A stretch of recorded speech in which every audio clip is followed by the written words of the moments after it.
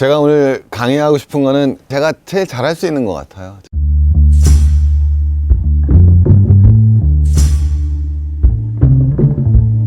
제가 이제 전공을 사회학을 했는데, 사회학이란 학문이 어떻게 보면 포괄적이고 종합적인 학문입니다. 그래서 대전환시대 때 변곡점에 대한 시사점을 많이 줬던 사회학자분들이 많이 계시는데요. 제가 감히 대가님들의 흉내를 내본다면 코로나 이후에 세계 경제가 어떻게 변할 것이냐, 경제만이 아니라 사회 전반에 거쳐서 어떤 일이 벌어질 것인가에 대해 고민을 해봤습니다. 저는 그걸 갖다 크게 세 가지로 잡아봤거든요. 첫 번째는 미국 패권에 어떤 변화가 있을 것이다. 그리고 두 번째는 이전까지 성장과는 다른 개념의 성장을 할 것이다. 그리고 마지막으로는 이전까지 열린 세계가 지향됐다면 앞으로는 닫힌 세계가 될 것이다. 그래서 미국 패권의 흔들림, 그리고 텅 빈 성장, 그리고 닫힌 세계의 시작이라는 이 세 가지 주제를 놓고 여러분과 함께 생각해 보고 싶습니다. 한번 여러분들도 코로나 이후의 세계에 대해서, 이거 모르면 여러분들 우리 어렵잖아요. 그죠? 어떻게 방향이 변해 나갈지 같이 고민해 보는 시간 갖도록 하겠습니다.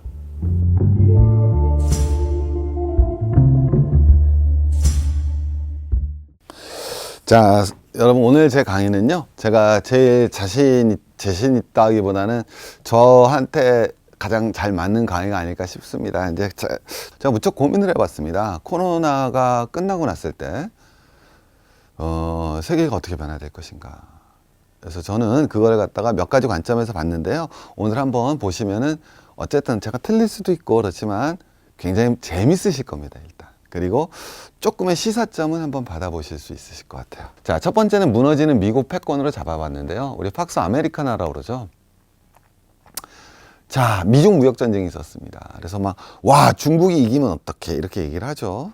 자, 이런 얘기를 하는 걸까? 한번 쫓아가 보겠습니다. 자, 우리에게 익숙한 패권 교체라는 말을 드려봤는데요. 영국이 세계 패권을 장악합니다. 어디를 물리치고 패권을 장악했죠?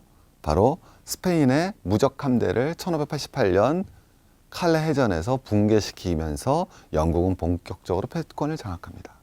스페인이 가졌던 세계 패권을 영국이 장악하는 계기였죠. 자, 영국은 이렇게 해서 스페인을 물리치고 드디어 유럽의 패권을 장악합니다. 자, 이건 시작이었죠. 두 번째는 중국을 1840년 아편 전쟁에서 물리치고 유럽을 넘어 세계의 패권을 장악하게 됩니다. 이렇게 영국이 장악한 패권을 어디가 뺏어나가죠? 미국이 뺏어나갑니다. 1차 세계대전이 끝나갈 무렵이 되면 GDP에서 미국은 영국을 앞서고요. 그리고 2차 세계대전이 끝나고 나면 1944년 브렌트우드라는 곳에 모여서 미국을 기축통화로 만드는 그런 역사적 사건을 벌여나갑니다. 로마의 패권은 누가 장악했나요? 로마는 분명히 476년 게르만 용병 오도 아케르에 의해서 멸망을 했습니다. 자, 그러면 로마의 패권은 게르만이 가져갔습니까? 그러지 않았죠.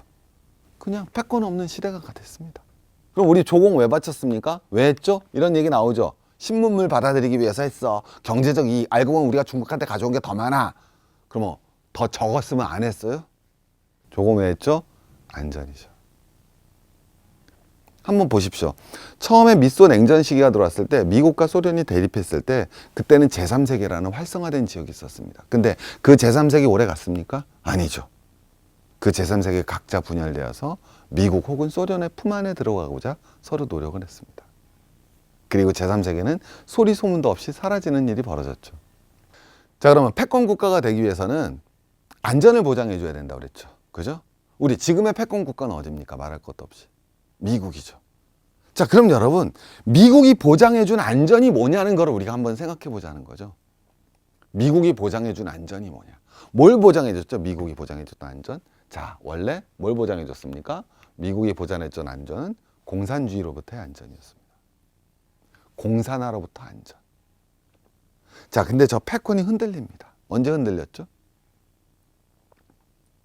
냉전이 붕괴됐죠. 소련이 붕괴됐습니다.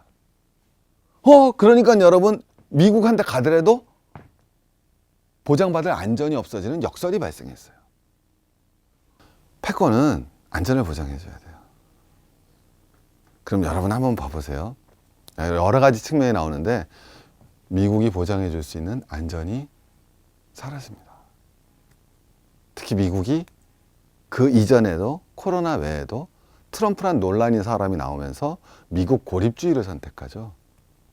미국 패권이 앞으로도 예전과 같은 맹위를 떨치기에는 아마 굉장히 어려운 시절이 들어올 겁니다. 자, 두 번째 패권의 역학은 뭐가 등장해야 된다? 당신이 우월하다는 관점이 있어야 됩니다. 중국도 마찬가지잖아요. 그죠? 우리가 중국 패권 얘기 많이 하는데 제가 말씀드릴 수 있는 게 중국이 미국의 GDP를 앞선다고 미국의 패권이 바로 중국으로 가지 않아요. 그거는 미국이 영국의 GDP를 바로 앞섰다고 패권이 미국으로 넘어오지 않았어요.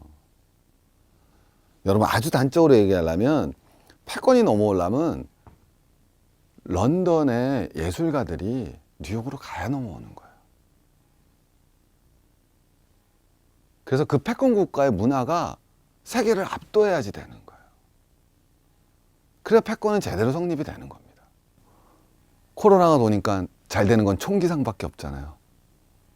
저는 국가가 패권인데 국가가 의료보험은 안 되고, 세 번째는 뭐죠? 영원하다는 개념이 있어야 됩니다. 패권이 되기 위해서는. 선생님, 돈을 왜 이렇게 좋아하셔요? 예?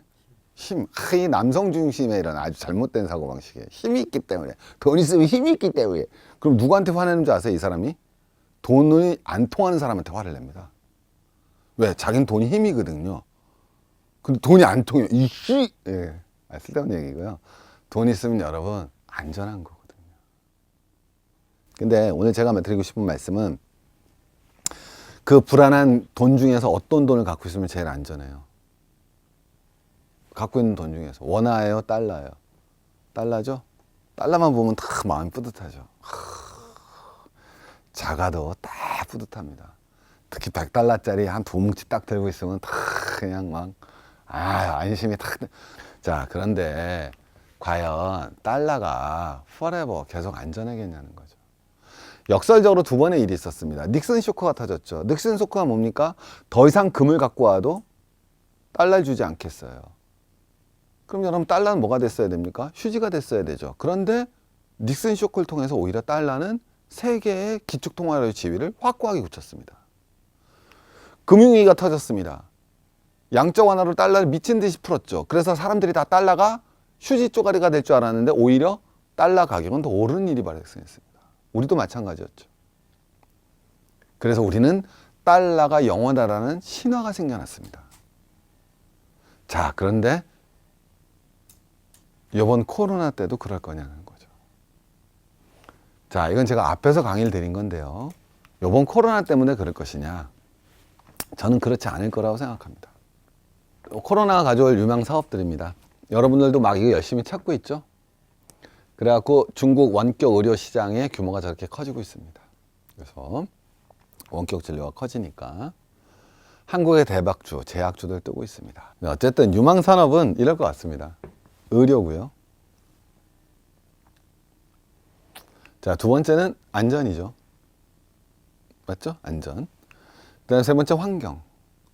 코로나가 사실 뭐 동물하고 인간이 뭐 그런 얘기 다 들어보셔서 제가 저도 뭐 듣는 얘기니까.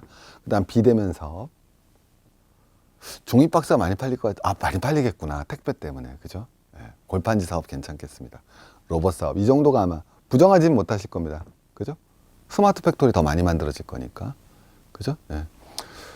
노동 집약적 산업에 투자하고 싶은 마음은 좀 사라질 것 같아요. 그죠? 코로나 돌면 공장이 멈춰버리니까 더 스마트 팩토리가 발전할 것 같은데, 비대면 사업이라든가 로봇 산업이라든가 이거는 기본적으로 발전해도 고용이 창출되지 않는 산업이고, 의료라든가 안전이라든가 환경 산업은 발전이 우리의 행복을 보장해 주지는 않는 사회라는 거죠. 근데 우리는 알고 있습니다. 코로나를 계기로 저런 산업들이 발전할 것이다. GDP 성장을 쟤네들이 이끌어 나갈 것이에요. 조선, 철강, 화학이 아닐 거예요.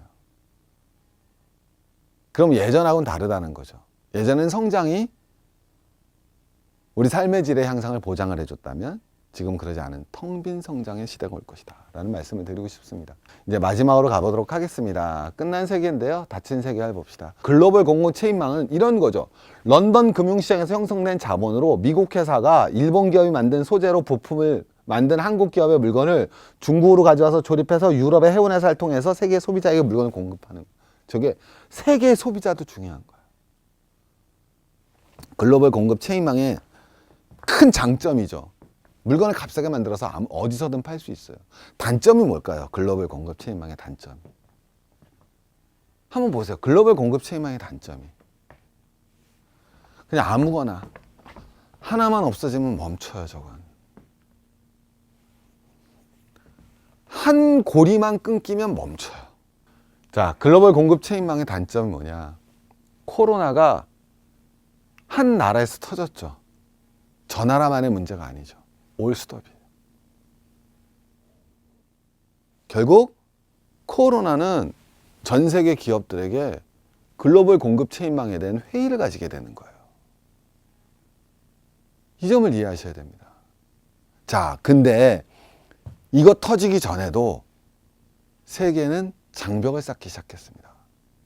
미국의 트럼프는 고립주의를 심화시키기 시작했습니다.